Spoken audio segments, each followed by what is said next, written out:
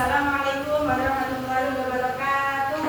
Waalaikumsalam warahmatullahi wabarakatuh. Ya anak-anak, sebelum kita mulai pelajaran hari ini, mari kita berdoa terlebih dahulu.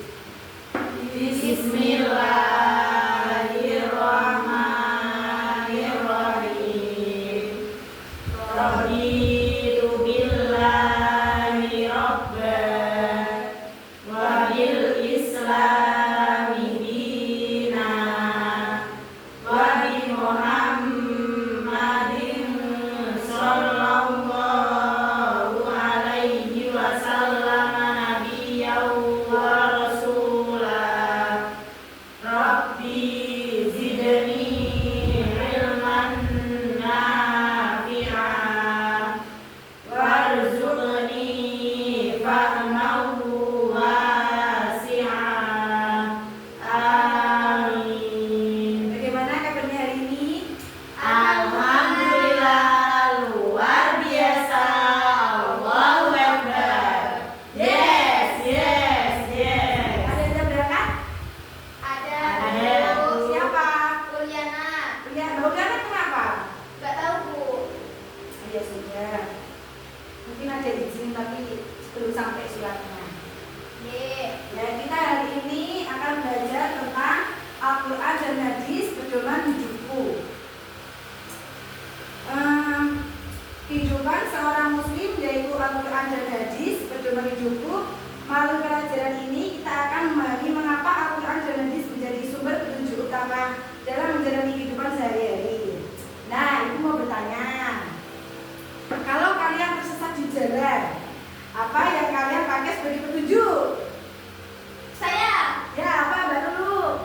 Al-Quran dan hadis Bu. Ya, betul sekali, tepuk tangan. Ya, ada yang tahu tidak pengertian Al-Quran? Bersedia? Pedoman hidup. Cuma hidup, ada lagi? Kitab suci. Ya, lagi. Masya Allah.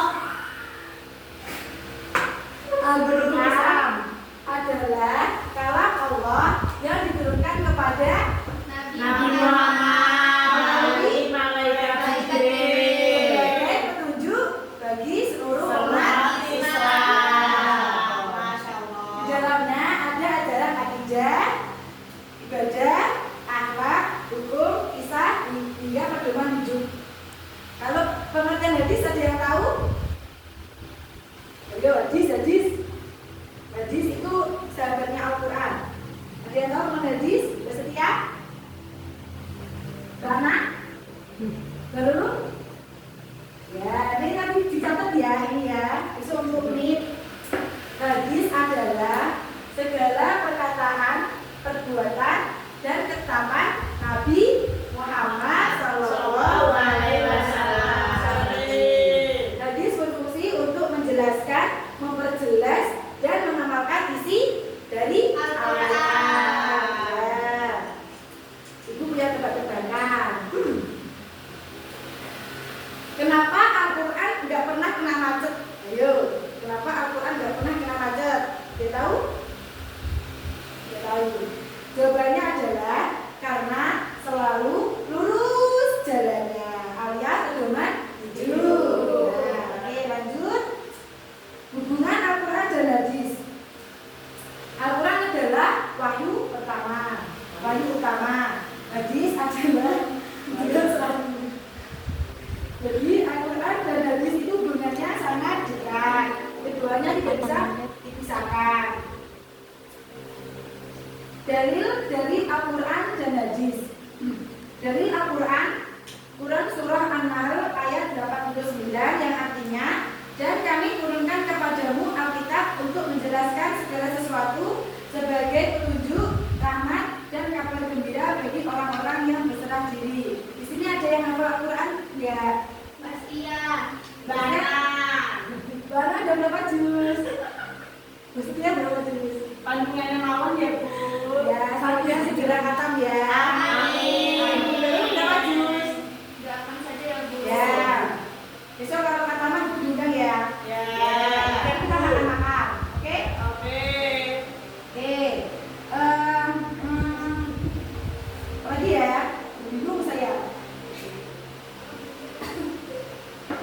Eh, hmm, ini ada lagi dari hadis Rasulullah Shallallahu Alaihi Wasallam bersabda, aku tinggalkan kepada kalian dua perkara.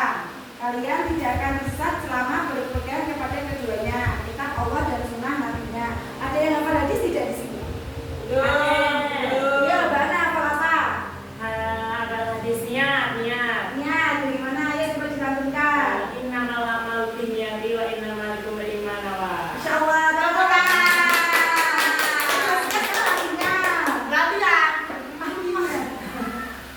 Dulu artinya tahu nggak? Dulu artinya nggak? Bana artinya apa?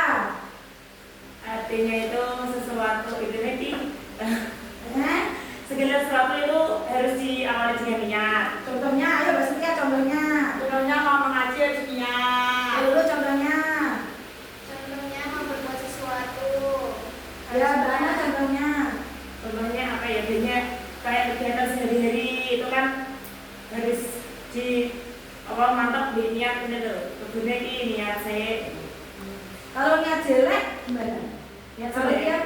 kita berniat jelek, Misalnya mau jeli gitu, oh, itu terus maksudnya itu boleh ditiru nggak?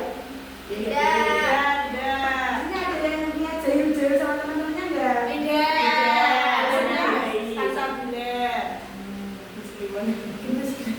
Ayo, ingat dulu. Jika kalian melihat teman yang butuh pertolongan, apa yang kalian lakukan? Menolongnya. Apa ajaran Al-Quran dan hadis yang bisa diterapkan? Ya, tahu. Ya, nanti rekayasa dibaca lagi ya. belum dikasih. Belum dikasih. Belum bayar. Oke.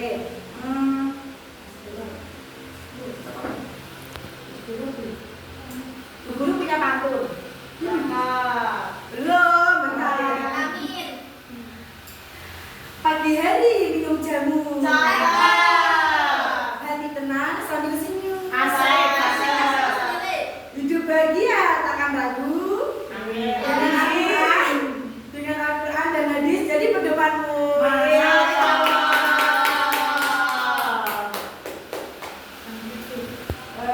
Apa lagi ya? Itu.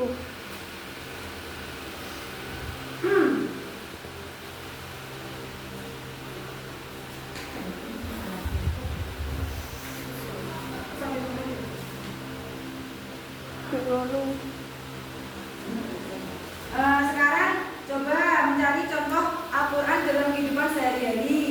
Ya bisa? Belum. Itu jadi yang bawa Al-Quran ya? Maksudnya apa, Bu? Ini kan baca Al-Quran dan hadis. Maksudnya kegiatan sehari-hari. Maksudnya apa? Kegiatan sehari-hari. Kegiatan sehari-hari. Seperti apa ya? Ya.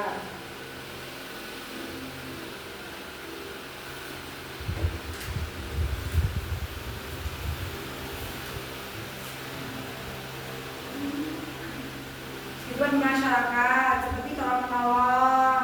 Kalian suka tolong menolong tidak sama manusia? Suka. Itu kan juga ada di Al-Quran surat Al-Maidah ayat 2.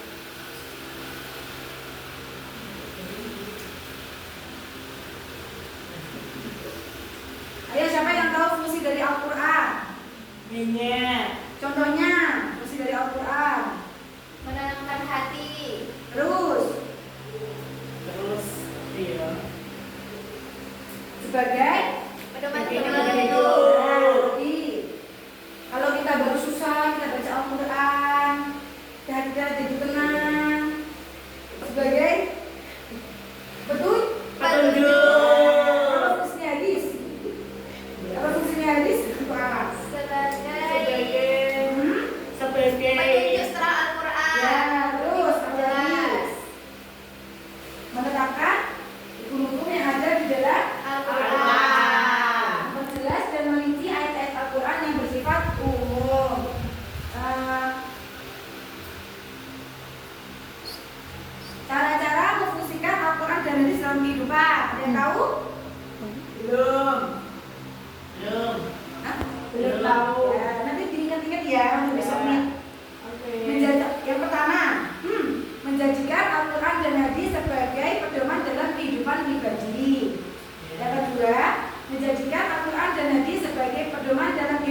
keluarga atau rumah tangga.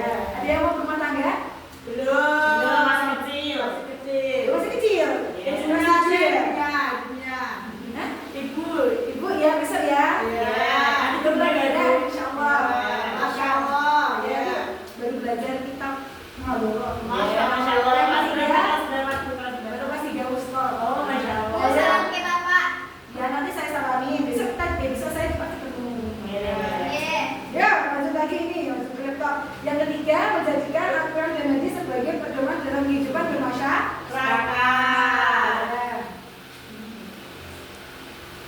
Masuk. Jadi ditanyakan? Iya.